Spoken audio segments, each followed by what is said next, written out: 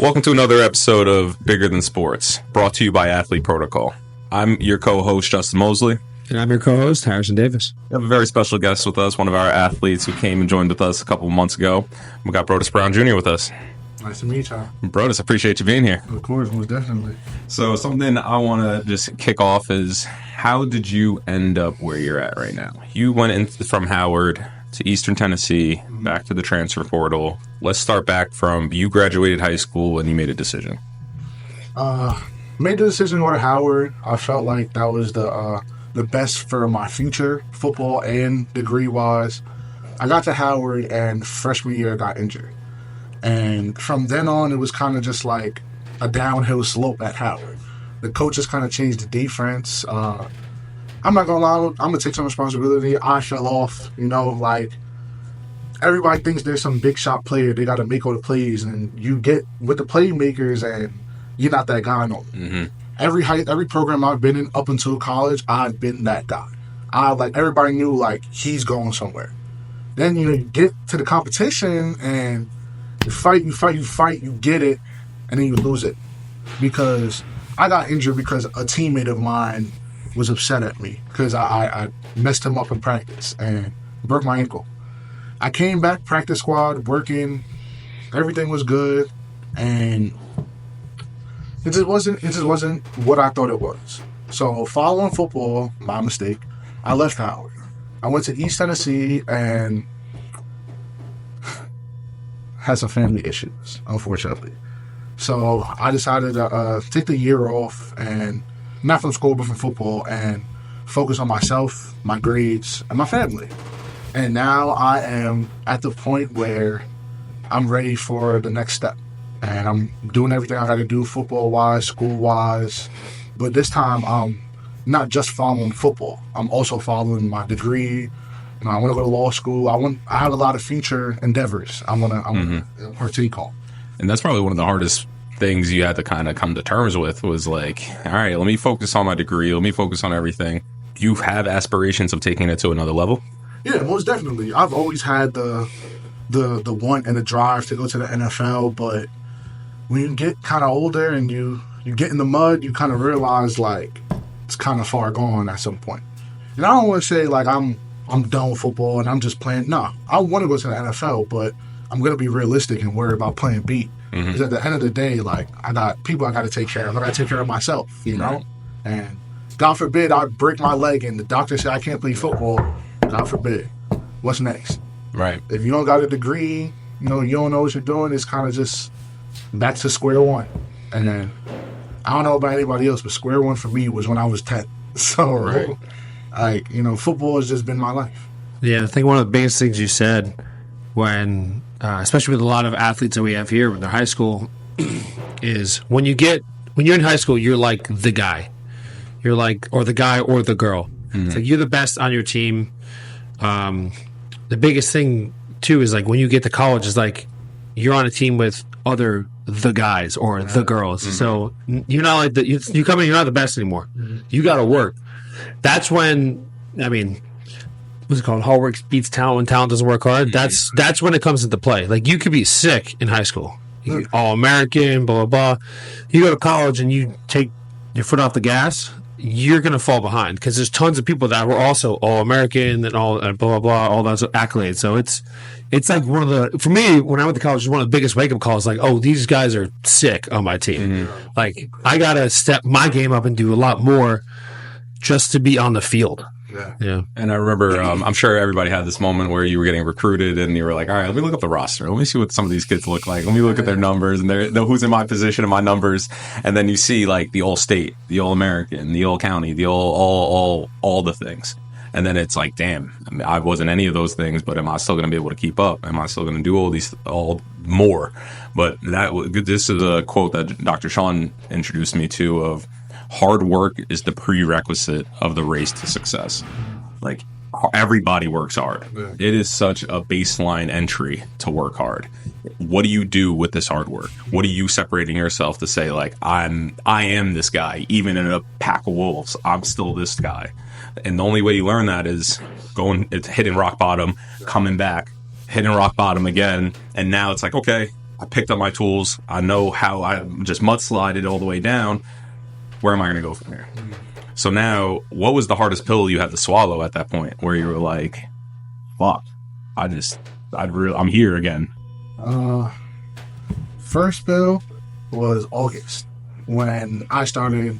That's when my mental health kind of took over. At that point, I was on autopilot. Like, practice, that was camp for me. So, camp, I'm not sure how it is for a lot of people, but D1 camp, whole month of August. You're with your team 7 a.m. to 11 at the best time, you know? Every day. It's literally like you wake up and you're with these people.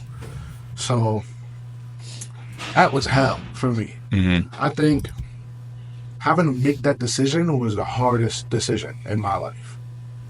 Walking away, I don't want to say walking away because I knew I was going to come back. Just having to take that period of time off after not doing it for years, like, you know, injuries happen, whatever, you miss a portion of the season, but missing an entire season. Like being completely away from the game. On top of, yeah. And then on top of that, realizing that the staff that recruited you is going to get fired. Now you're really like, whoa. You're like, okay, like, because I'm on full scholarship. So the nature of my terms are I'm there until I graduate. So I had a place welcome back. New coaching staff came in, everybody, the whole coaching staff, people I know, everybody's gone. So that was definitely something that was tough.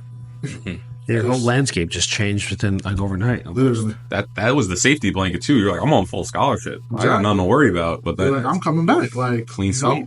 I mean, thank God I'm still on full scholarship. Right. But you know, like as far as football wise, it's kind of like I'm in the clouds right now. Like I'm entering the portal soon. Well, I'm not officially in the portal. I'm entering it soon, and I'm scared. I'm not even gonna lie. You should be. Not missing the whole season. Like there's people, Michigan, Alabama, they all going in the portal. Right. So it's like, what do I have to do to make a coach say, forget them, look at Broadus? Right. So like, I'm not gonna lie, you know, I'm just keeping my head down and working. So that way, like, I know my time is gonna come, whether it's given to me or whether I gotta fight for it. But one way or another, you know, I'm gonna make it regardless. That's just kind of how I am as a person.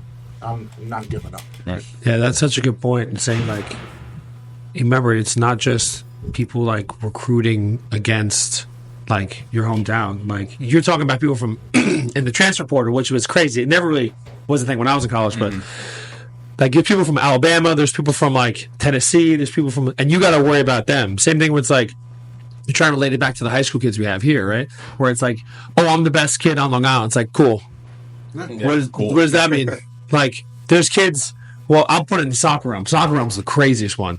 Where it's you're the best soccer player in Long Island. It's like, okay, the best states in the United States are for soccer is California, Texas, and then they're not even compared to anything that's, say, you want to play professional.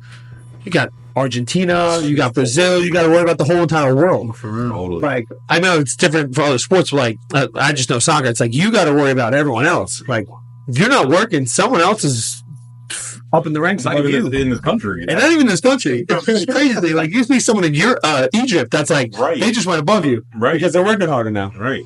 I just think back to what you said about like being the number one player on Long Island. That's a struggle that many people don't know. Playing I'm gonna speak from the football perspective. I didn't go to high school in Long Island. I went to high school in Brooklyn for the first 3 years, and then I commuted to Paramus, New Jersey for my last year and a half. So I didn't do that for fun. I did that because if I went to any school in Long Island, it's a little different now because coaches are starting to expand their reach. But when I was in high school, 2021, if you're on Long Island and you wasn't getting recruited outside of New York, you might get like an Albany, a Stony Brook, D1 per se. Albany, Stony Brook, LIU, like, and there's nothing wrong with that. But when you go to different camps, so like I went to camps all over the country. When you go and you like see a kid in Maryland and he has an offer from like Cal, Berkeley, Like, UCLA. How old are you? 13. That's another thing. Like New York, you can't reclass. Right. And even in Jersey, like certain schools only preparatory. I think schools they changed that actually recently. I think you can now. in New York. In New York, I think you can reclass. We were talking to some kids and they're saying that about reclassing, yeah. No, are they in prep schools though?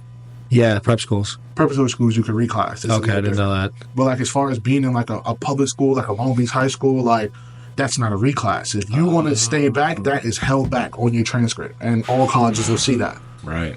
That's crazy. messed up. Yeah. Well, Damn. But again, this goes into this scary mindset, especially this is just all athletes across the board of what do you do when the sport is gone? You know, like you turn into a different person when the sport is completely taken away from you. Like you don't go to practices, you don't go to film, you don't go to everything you were originally intended to do because you have been around the sport for so long. Once you lose the sport, it's either you have two opportunities to see with this. Either you lose a piece of your identity or you just learn a big piece about yourself. Yeah. And that's that growing. I think for myself, I feel like in the beginning, I felt like I lost something because so the season, this was my first ever season where like I got my birthday to myself. I got my family's birthdays, weddings. Like I got to do a lot, but like being like football is structure, so you know you have stuff to do during the day. When all of that is gone, like for me, I just have school. I finish my schoolwork in 3 hours, and I have the rest of the day to figure out what I'm going to do. Right. Whether that's working out, hanging out, going to get a job, like whatever. Like it's weird because coming from somebody where you have your sport, you know, you lose everything. Like who you are. It's what you are exactly. Yeah. Like I personally, like I feel like I'm a bum right now. Like I'm doing my workouts, I'm doing everything I'm supposed to do, but I still feel like I'm not doing enough. And that's because you're missing that big chunk where like you know you have meetings, you know you have to go to practice, like workouts, all that. Like it's weird, and that's me. Like I was able to come home too. A lot of college kids don't have the freedom to. Okay, I'm in the transfer portal. I get to spend my semester home. Not a lot of people get to do that. Right. Yeah. So, like for me, when I was in the portal at Howard, I still had a few weeks of school left. That was the weirdest few weeks of my life. Right. Walking around, and it's not like your teammates are weird to you, but it's like, oh, you want to hang out? Nah, we got practice. Right. You know, you just like, yo, like, damn, like, I miss that. Yeah, it's huge. It becomes like an abrupt end. Athletes need structure. Like you need something to like on your calendar, have something to look forward to. Where it's like, and then same once you're done with sports, it's like what fills that hole of like competitive. Right. It's like a lot of people like will play rec sports, and we've some adults here that play rec sports, and it's just like they need that. Whereas if they don't, they'll go crazy. Yeah, literally, yeah. And that's it's because they actually, what was the TV show on Netflix where they were following the football teams from the community colleges? I don't know. Last Chance U. Last Chance U. How did I know that? But that was a perfect example of what you just said. You have these kids who are coming from all over the world who, when they go home, it's not as easy as it seems. You can't just like pick your feet up for a semester and be like, yeah, I'll come back for the next semester. These kids are coming back into the shit they were trying to run away from. And now you have this problem where it's like they don't have anybody to look up to or to help educate them to be like, how do I get out of this? You know, like now they're just like, I'm just another one of the people who stayed at home, hometown hero. Literally, but now I didn't move anywhere. I'm still outside of the convenience store, the bodega right up the block, and I'm still the same person as I just said to myself before I left for college. I don't want to be like. So how do you educate these people to have a better path leaving their sport so they don't feel so lost? I'm not gonna lie, I'm still figuring it out myself, but I guess the best I can say is just day by day. Like just figure out what you have a passion for when you lose the one thing you did have a passion for, and just keep going. Like for me, at least I know football's not over for me. I still have 2 years, hopefully 3, to play, and I know I have the opportunity. But some people aren't that lucky. Right. And I have a lot of friends that they use their last year, and football just is what it is. Like I know a lot of people in the class of 2019, they get to college and they're seniors now and they play 2 seasons. Right. That's crazy. Literally. Oh, that's crazy. I'm looking on Twitter. A lot of my teammates, they're like, year 3, and I'm like, I'm year 3. You were there 2 years before me, but you realize 2 years got canceled for the most part for some programs. Can you imagine now the hockey players? Because we train hockey teams, juniors. Yeah. They got to be like 28 years old. Right. They got to be older than me. almost 30 years old coming in, hitting a 21-year-old. Well, the thing is, you have a break, right? Of juniors, I think it's 3 years, and then you go into college. Now imagine you go into college and then you have 2 year gaps, 2 redshirt, and people usually can get out like 25. They're getting out like 27. That's crazy. Like I know people that like they're all the quarterbacks that were in the top 4 college football players. They're all over 24 years old, 18 years, 17 years. Crazy. But then it's like, say they lose football, what do you have? Exactly. And this is probably exactly where we should cap this at. Is that how do you start helping the athletes who maybe the sport in college isn't what they needed it to be or what they found it to be? How do you help? How do you reach them in a light that targets their mental health, that lets them know there's a whole life outside of your sport? And that was, again, one of the things I had to have a hard time dealing with after I tore my knee, came back, had a whole nother season, and I'm like, damn, I put all my effort and energy into coming back for one more season. Now what? Yeah. Broadus, thank you for joining us today. I appreciate that. Thank you for having me. Yeah, for sure. Brother.